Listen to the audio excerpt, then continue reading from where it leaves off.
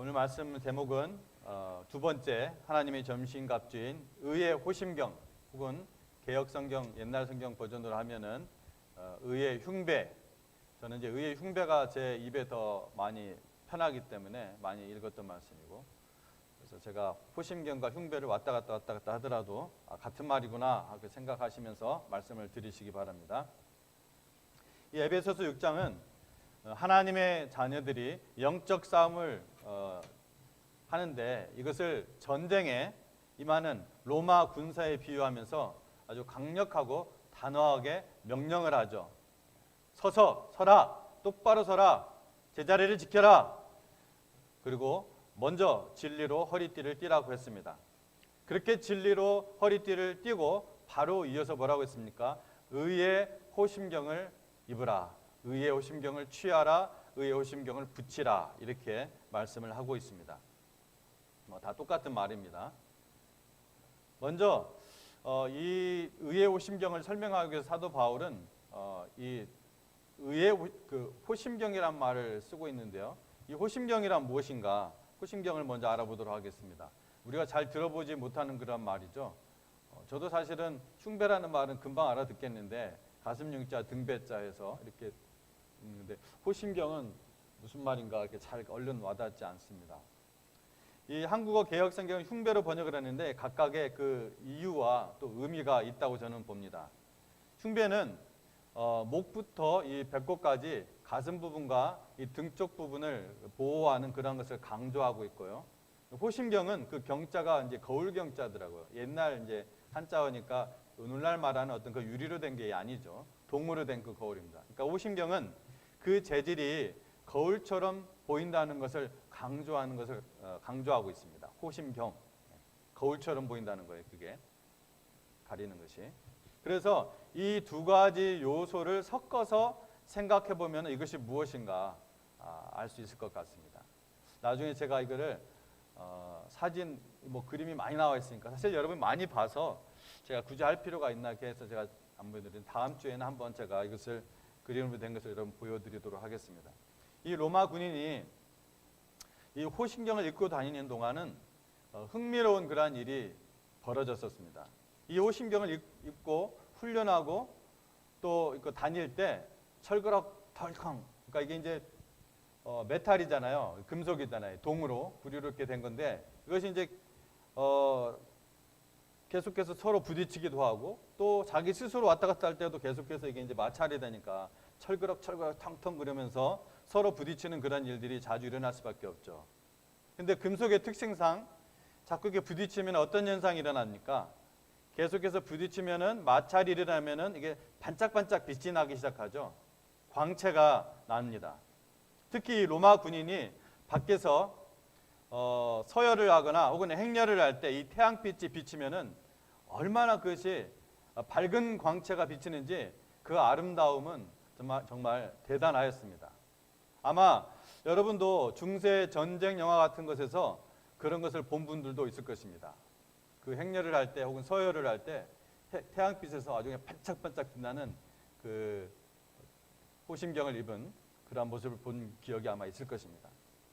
그래서 이러한 기능이 군인들의 그 행렬과 또한 사열을 아름답고 또 장엄하게 해서 아군에게는 어떻게 하겠어요? 아군에게는 사기를 높이죠. 딱 서 있을 때 그냥 쫙 광채가 나니까. 그리고 적군에게는 어떻습니까? 사기를 죽이는 그러한 역할을 했었습니다. 뿐만 아니라 이 적군의 눈을 잠시 멀게 만드는 거예요. 그러니까 여러분 햇빛이 반사되면 막 반짝반짝 빛날 거 아니에요. 그러면은 그 빛이 반사되어서 적군의 눈을 멀게 만드는 거예요.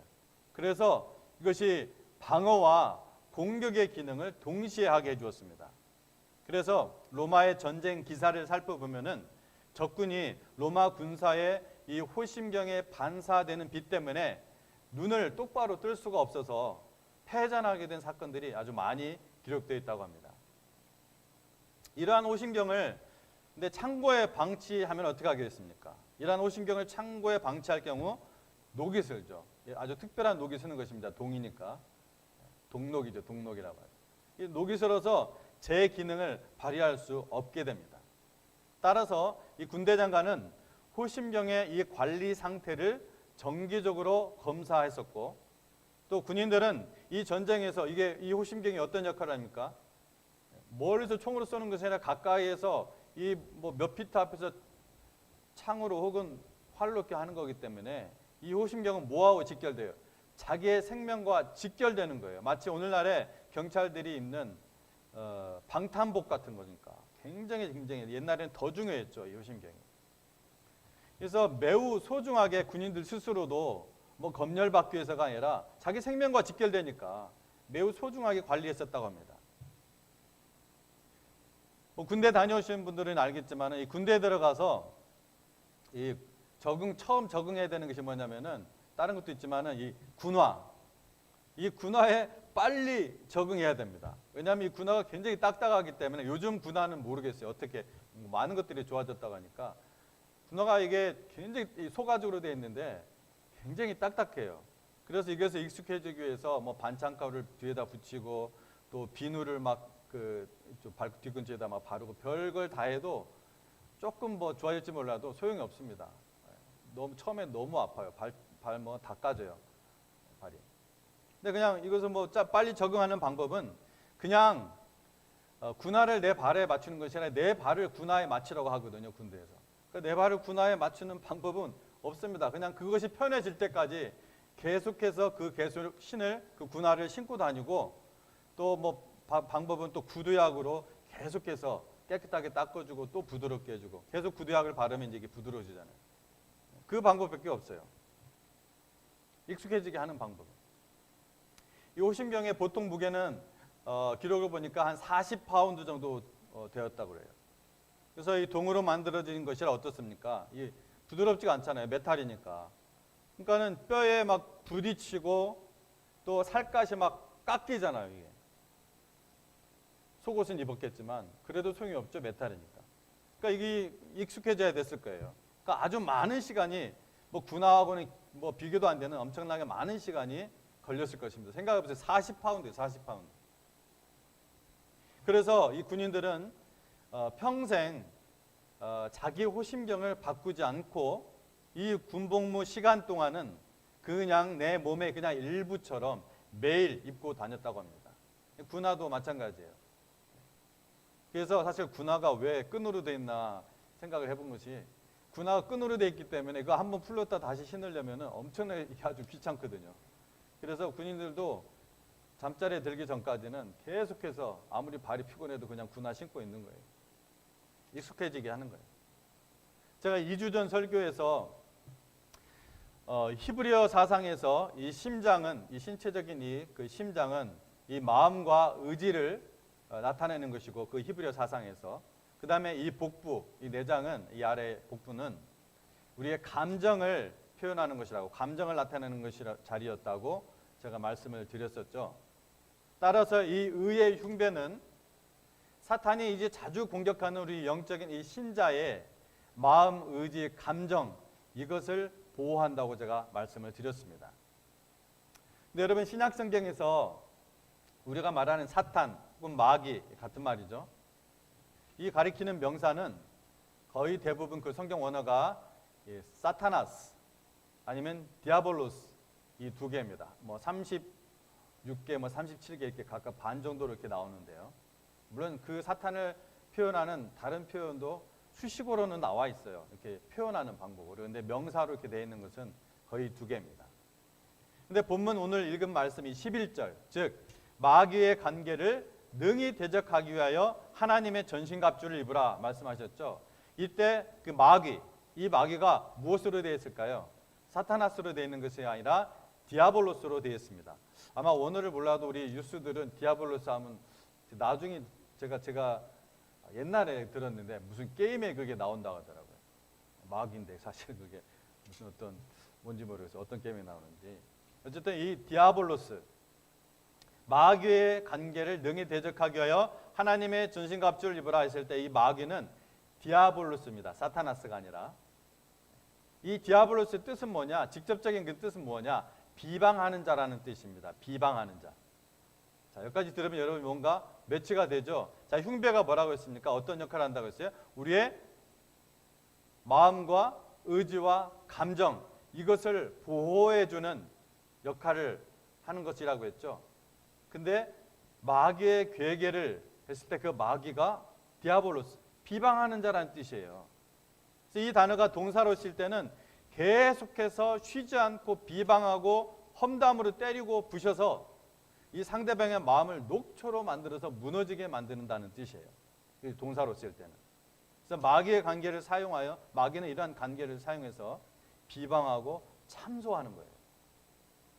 즉 성경은 마귀는 가장 악한 참소자로서 사람의 마음과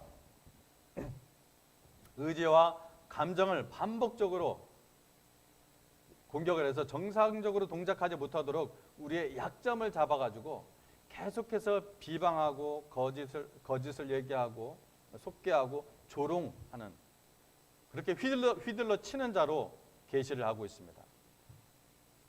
이 사악하게도 몰래 등 뒤에서 공격하고 또한 쉬지 않고 우리의 이 어깨 위에 비방과 거짓을 막 짓눌러서 염려로 지쳐 포기하게 만드는 거예요. 전쟁으로 비유하면은 계속해서 틈도 두지 않고 가슴과 어깨, 배, 등 뒤 이런 것을 공격해서 쓰러지게 만드는 거예요. 따라서 의의 호심경이 없는 사람은 어떻게 되겠습니까? 이 의의 호심경이 없는 사람은 사탄에게 계속 참소를 당하고 계속 비방을 당하면서 마침내 더 이상 일어나지도 못하게 되는 것입니다. 너 같은 녀석이 예수를 믿는다고? 야, 너 같은 녀석이 신앙생활을 한다고? 이 약한 놈. 너 전에 이러한 짓을 했었지? 형편없는 놈 같은 사람.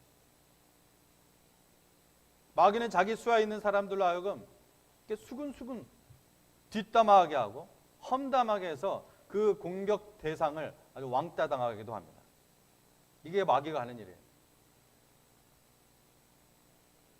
물론 성령님께서도 우리의 신앙의 양심을 가책하시죠. 분명히 성경 그렇게 기록되어 있습니다. 우리 신앙의 양심을 가책하세요.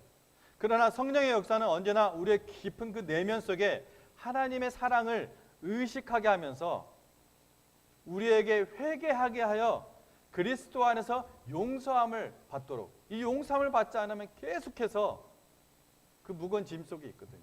용서함 받도록. 그래서 어떻게 해요? 하나님과의 우리를 창조하신 우리 영원한 아버지신 그 하나님과 관계를 회복하게 하기 위한 것이죠. 그래서 그 신앙의 양심을 가책하게 하는 거예요.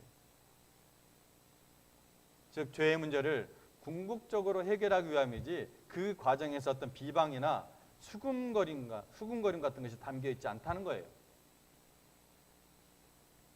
그러므로 비방과 수군거림은 누가 하는 일이에요? 사탄의 음성이고 공격입니다.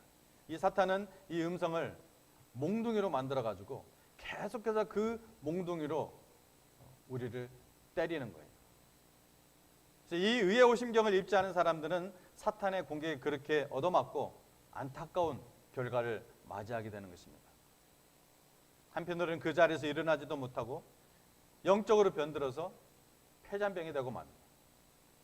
또 한편으로는 혈과 육을 가진 사람, 어떤 그 사람과 평생 원수를 맺고 등 돌리고 한을 품고 사는 거예요. 둘 다 똑같이 폐잔병입니다. 자, 우리가 지금 영적 싸움에 항상 노출되어 있는 모든 성도들이 입어야 할 이 하나님의 전신갑주에 대해서 말씀을 나누고 있어요. 우리가 영적으로 깨어있지 않으면은 마귀에게 한참 당한 뒤에서야 뒤늦게 그것을 알게 됩니다. 그러므로 사도 바울이 똑바로 서서 항상 입고 있어야 할 하나님의 전신갑주를 입으라고 명령하는 거예요. 명령한 겁니다. 이건. 그렇게 했으면 좋겠다 이게 아니에요. 명령어예요. 지금까지 사도 바울이 말씀한 이 의의 호심경을 알기 위해서 호심경에 대해서 제가 주로 알아보았는데, 자 이제 중요한 것은 의죠. righteousness. 의가 무엇인가? 무엇이 의인가? 본문에서 말하는 특별히 의가 무엇인가? 사람은 하나님의 형상으로 창조되었습니다. 그러므로 사람이 의롭다는 것은 사람을 창조하신 분, 하나님 앞에서 죄책감이나 어떤 도덕적 과실이 없다는 것입니다. 즉 하나님의 거룩하심의 그 스탠다드와 도덕적 계명에 부합하는 것을 의라고 합니다. 그 모델을 보여주신 분이 누구예요? 바로 사람이 되신 하나님의 아들 예수 그리스도. 예수 그리스도십니다. 모델을 보여주셨어요. 그러므로 의란 예수님이 깨끗하신 것처럼 자신을 깨끗하게 하는 것을 의미합니다. 그래서 요한일서 3장 3절에서 사도 요한은 주를 향하여 이 소망을 가진 자마다 그의 깨끗하심과 같이 자기를 깨끗하게 하느니라 말씀하셨던 것입니다. 그것은 우리의 겉으로 드러나는 어떤 행동뿐만 아니라 우리의 생각, 우리의 태도, 그 모든 것에서의 순수함을 포함합니다. 제가 다시 말씀드리지만 의롭다고 판단하시는 분이 하나님이시기 때문에 그 의로움의 스탠다드는 하나님이에요. 예수 그리스도십니다. 자, 그렇다면은 11절에서 입으라고 하는 이 의의 호심경은 무엇인가? 혹자는 이 의를 칭의로 보는가 하면 칭의, 좀 어려운 말이긴 하지만 많이 들어보셨을 거예요. 교회 좀 다니신 분들은. 칭의, justification. 우리는 왜 칭이라고 했냐면은 우리나라 말이 더 좋은 것 같아요. 칭의. 이게 왜냐하면 호칭할 때 부를 칭자거든요. 의롭다 불러주시는 거예요. 하나님께서 우리를 의롭다고 해주시는 거예요. 칭의. 여기서 말하는 의의 호심경에 있을 때 의는 무엇이냐? 어떤 사람은 칭의라고 합니다. 근데 어떤 자는 이것을 성화의 의로 봐요. 성화, sanctification. 그러니까 우리의 삶, 우리가 이루는 의. 그래서 칭의는 사람이 영원한 사망의 형벌에서 구원받을 때, 거듭날 때, 예수님 믿고 거듭날 때 예수님께서 우리에게 주시는 의를 말하는 것입니다. 즉 우리가 이룬 것이 아니라 전적으로 예수님으로부터 받은 완벽한 하나님의 그 스탠다드라고 했었죠. 아까 그 완벽한 의를 말하는 것입니다. 또 혹자는 성화의 의라고 얘기한다고 했었죠. 근데 이 성화는 그렇게 하나님의 자녀로 구원받은 사람이 하나님의 자녀답게 성장하고 성숙하는 것을 바로 성화라고 그래요. 그 성화의 의를 말한다 이렇게 얘기합니다. 이것이 순서가 바뀔 수 없어요. 똑같이 중요하지만 칭의든 성화든 똑같이 중요하지만 순서가 바뀔 수는 없어요. 칭의가 먼저 온 사람이 성화를 이룰 수가 있습니다. 칭의 없이 성화를 이룰 수가 없어요. 아무 의미가 없어요. 이거는. 행함으로 구원을 얻을 수가 없습니다. 성화는 그렇게 하나님의 자녀로 구원받은 사람이 하나님의 자녀답게 이제 성숙하고 또 성장하는 것을 의미하는데 이 진리의 허리띠를 얘기했을 때 제가 이런 얘기를 했습니다. 이 진리의 허리띠 했을 때 이 진리는 하나님의 진리와 동시에 성도의 진실성을 얘기한다고 말씀했습니다. 그래서 제가 그냥 제 생각이 아니라 에베소서 말씀 자체에서 이 두 가지를 계속해서 얘기하고 있어요. 자, 그러면 여기서 이 의의 흉배도 물론 이 의의 했을 때 이 의는 에베소서 말씀에 이것이 번갈아 나오지는 않습니다. 그러나 문맥상 이 의의 흉배도 하나님의 칭의와 성화 모두를 가리키는 것입니다. 어느 하나만을 선택할 필요가 없어요. 하나님의 칭의와 그 다음에 그렇게 칭의를 받아 성도가 된 성도의 그 성화의 이 두 개를 다 가리키는 거예요. 그러므로 의의 호심경을 입으라는 것은 뭡니까? 첫째로 예수 그리스도가 주시는 의를 입으라는 것입니다. 뭐라고요? 예수 그리스도가 주시는 의를 입으라.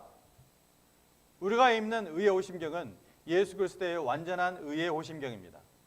이 의의 호심경을 입으려면은 먼저 어떻게 해야 돼요? 뭘 입으려면은 이 의의 호심경을 입으려면 먼저 우리에 있는 겉옷을 벗어야 돼요. 우리의 죄악에 대하여 먼저 회개함으로 우리의 그 더러운 옷을 벗어 던져야 합니다. 우리의 헛된 그 알량한 자기의 의의 그 썩은 옷을 하나님 앞에 똑같이 그 썩은 옷인데 그 옷을 먼저 벗어 던져야 돼요. 그래야 칭의의 옷을 입을 수가 있습니다. 다시 한번 얘기하지만 성화가 먼저 올 수는 없어요. 불가능합니다. 그는 교만이에요. 하나님을 신성모독입니다. 십자가의 의를 모독하는 일이에요. 하나님의 스탠다드를 우습게 보는 일이에요. 먼저 이렇게 하나님의 의, 칭의를 입고 그 다음에 born again 한 다음에 어떻게 태어나지 않은 아이가 성장할 수가 있어요. 태어난 다음에 성장하고 성숙하는 거잖아요. 칭의가 된 다음에 성화의 의를 이루는 거예요. 자꾸 그래서 거꾸로 하려고 하는 것이 자기 행함으로 여러 가지 어떤 의례, 의식을 통해서 하는 것이 그러한 바로 이단입니다. 이 과정이 없이는 의의 오신병을 입을 수가 없어요. 반드시 나의 옷을, 나의 겉옷을 벗어야 돼요. 회개해야 돼요. 내 의, 내 알량한 의, 이거 벗어 던져야 돼요. 하나님 앞에서 웃기는 거거든요. 똑같이 더러운. 그리고 이 믿음의 의로 호신경을 입는 것입니다. 바로 예수님의 의예요. 자, 의의 호신경을 입고 있는 그리스도인에게서 사탄이 비방합니다. 우리로 하여금 우리의 죄악된 행동에 대해서 그것에 대해서 집중하게 해요. 사람들의 입술을 통해 수군거립니다. 너는 안 돼. 네가 어떻게 화를 내며 폭발했는지 생각해봐. 너의 잘못을 숨기기 위해서 네가 어떻게 거짓말했는지 생각해봐. 그 여자를 보면서 어떻게 욕망했는지 봐. 너는 죄가 많아. 그러고도 신앙생활을 하겠다는 거야? 그것은 위선이잖아. 이때 우리가 의의 오신경을 입고 있으면은 이렇게 마귀에게 대적할 말을 할 수 있는 것이죠. 그래, 나는 의가 없다. 나는 죄인이다. 그러나 나는 그 죄로부터 회개하고 우리 주 예수 그리스도의 그 십자가를 통하여 죄사함을 받았다. 나는 예수님께서 이루신 완전한 의를 의지하여 산다. 내 의를 의지하는 것이 아니라, 그러므로 이제 그리스도 예수 안에 있는 자가 나는 결코 정죄함이 없다 말씀하셨다. 이제 나는 나의 의를 의지하지 않고 오직 예수 그리스도의 그 의의 호심경을 입었다. 와서 해볼 테면 해봐라 이 사탄아. 이렇게 대답할 수 있는 것이죠. 정신적으로 감정적으로 여러분이 주 안에서 의롭다는 사실을 의의 호심경으로 삼으시기 바랍니다. 예수를 믿는 자녀이기 때문에 나는 의롭다고 믿는 것입니다. 내 의를 의지하는 것이 아닙니다. 예수를 믿는 믿음으로 예수님의 의를 입는 것입니다. 의의 오신병은 먼저 이 사실을 언급하는 거예요. 의의 오신병 했을 때 이 사실.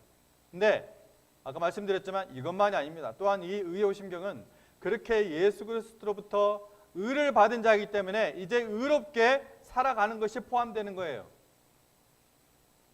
자, 두 번째, 그래서 의로운 자녀답게 살라는 것입니다. 의의 오신병은.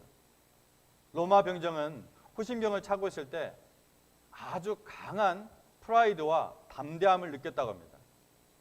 그런데 그러려면은 이 40파운드 되는 이 금속 호신경을 입고 다니려면은 자기 몸을 그 호신경에 잘 맞춰야 되죠. 방법이 없습니다. 그 호신경을 잘 닦고 관리해야 자유롭게 움직일 수가 있고 번쩍번쩍 빛나고 그럴 수가 있었던 것이죠.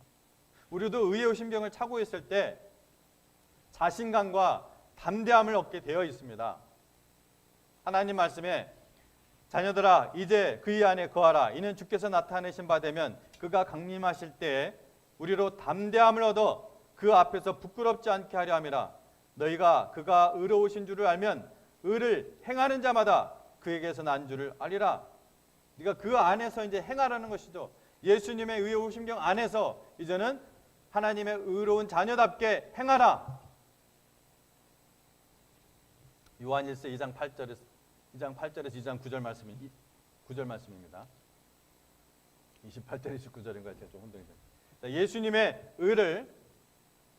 의의 오심경을 차고 다니면 담대해집니다.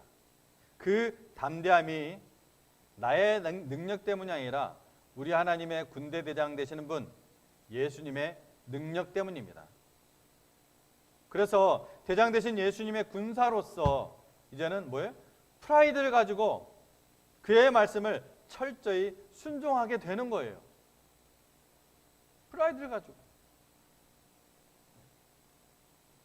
만군의 대장 되신 예수님께 순종하는 것이 단순한 부담이 아니라 자랑스럽고 기쁨이 되는 것입니다. 내가 거기에 속해 있다는 것이 그 하늘의 군대장관 되신 예수님께서 나를 군사로 불러주신 것이 나를 믿어주신 것이 나를 믿어주신 그 예수님의 그 믿음을 배신하지 않는 것이 믿음이에요. 그 순종이 더욱 담대한 마음을 얻게 하는 것입니다. 그래서 빌립보서 1장, 요한일서 3장 21절 말씀에 사랑하는 자들아 만일 우리 마음이 우리를 책망할 것이 없으면 하나님 앞에서 담대함을 얻고, 또 빌립보서 1장 20절에서 21절 말씀에도 나의 간절한 기대와 소망을 따라 아무 일에든지 부끄러워하지 아니하고 지금도 전과 같이 온전히 담대하여 살든 죽든지 내 몸에서 그리스도가 존귀하게 되게 하려 하나니 이는 내게 사는 것이 그리스도니 죽는 것도 유익함이라. 얼마나 프라이드와 담대함을 가지고 하고 있는 말씀입니까? 담대한 믿음의 삶은 예수님의 말씀에 대한 순종을 통하여 의로운 삶을 드러내는 것입니다. 이는 마치 로마 군인이 의의 오신병을 입고 다닐 때마다 더욱 빛나고 화려해지는 것처럼, 그래서 번쩍번쩍 빛나며 그들의 호심경이 사람들에게 확 드러나는 것처럼 이 의의 오심경을 찬 그리스도인들의 이 착한 행실은 하나님 나라의 그 영광을 찬란하고 화려하게 드러내는 것입니다. 살아있는 말씀은 제가 마무리합니다. 이제 살아있는 가장 영향력 있는, 지금도 여전히 활발하게 활동을 하고 있더라고요.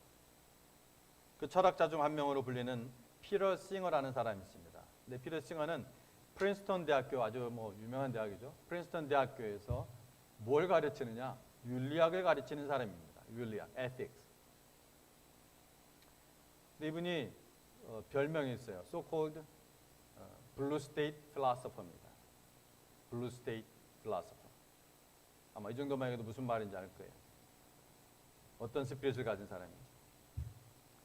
윤리학을 가르치는 분인데 피터 싱어라는 사람, 이 사람에게 이 동성 결혼의 개념 정도는 그냥 애들 놀이 수준에 불과해요. 그럼 아무것도 아니고 그거는.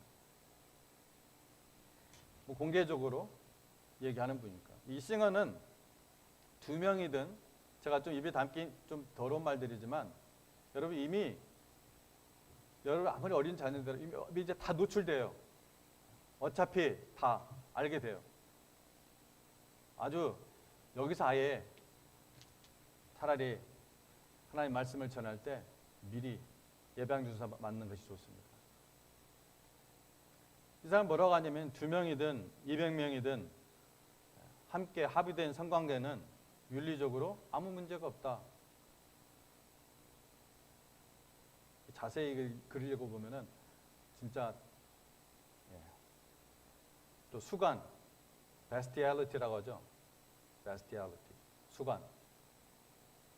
이 수관은 본질적으로 도덕적 의미에서 전혀 잘못이 아니다.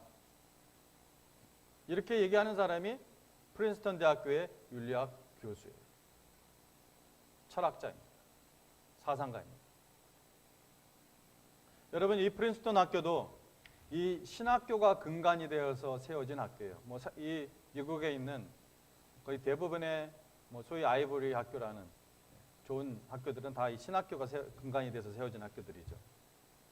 이 세계적인 기독교 영적인 거성, 일반인들에게도 100년에 나올 수 있는 그러한 사상가로서 불림받았던 조나단 에드워드. 굉장히 유명한 분입니다. 정말 이분은 천재예요, 천재. 기독교 철학자. 굉장한 신앙을 가지고 있던 분이에요. 이 조나단 에드워즈가 총장이었던 학교예요. 프린스턴 대학교가. 그런 학교도 이 신본주의, 하나님 중심주의에서 벗어나 인본주의에 빠지면은 이렇게 형편없는 학교가 되는 것입니다. 하나님의 의의 심경을 잃지 않으면은 하나님에 대한 교만과 반항은 이 회개의 마음을 가질 수 없는 상태까지 이르러요. 그게 바로 저주받은 상태예요. 하나님이 내버려 두는 것입니다. 로마서 말씀처럼. 이 어둡고 흉악한 세대에 우리의 자녀들을 하나님의 의의 오심경으로 입히지 않으면은 어떻게 되겠습니까? 불보듯 뻔합니다. 망하는 것입니다. 그 영혼이. 세상에서 어떻게 살든 잠시 잠깐 신본주의가 아닌 이 인본주의에 빠져서 도저히 회개할 수 없는, 지금 교회 다니는 거하고는 아무 상관없어요. 의로 교육하지 않으면은 아무 소용 없습니다. 진짜 신앙인지 아닌지는 대학교 들어가 봐야 알아요. 그런 저주받은 마음이 되는 거예요. 마태복음 5장 16절에서 예수님께서는 너희는 세상의 빛이라. 이같이 너희 빛을 사람에게 비추게 하여 저희로 너희 착한 행실을 보고 하늘에 계신 너희 아버지께 영광을 돌리게 하라. 예수님이 그렇게 말씀하셨습니다. 이 시간 믿음으로 의의 호심경을 읽기 바랍니다. 이에 의의 호심경은 입을수록 하나님의 영광을 더 드러냅니다. 믿음으로 주 예수 그리스도의 그 의에 따라 행하고 순종하며 그의 의를 나타낼 때 이 적군 마귀의 눈을 멀게 하면서 더욱 하나님의 나라가 확장될 줄로 믿습니다. 의의 호심경을 입으십시오. 기도하겠습니다.